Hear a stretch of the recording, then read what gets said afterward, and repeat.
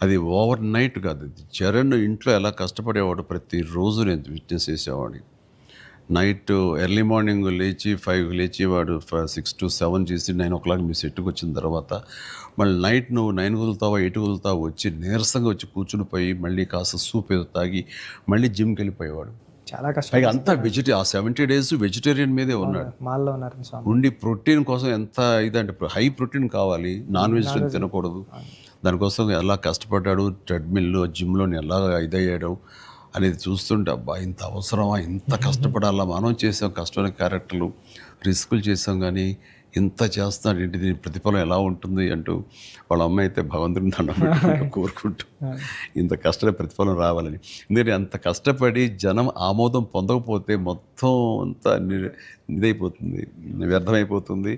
ఇంకా కష్టపడితే ఇంతైనా ప్రతిఫలం అనే ఒక డిసప్పాయింట్మెంట్ వస్తుంది. కానీ ఇప్పుడు ఏంటంటే ఎంత కష్టపడితే అంత ఎప్రిసియేషన్ వస్తుంది అనేది ఈ పెద్ద క్యారెక్టర్ తన కష్టపడినందుకు జనాలు దీన్ని యాక్సెప్ట్ చేసి వెల్కమ్ చేస్తున్నందుకు, నీరాజనలు పలుకుతున్నందుకు హ్యాట్స్ ఆఫ్.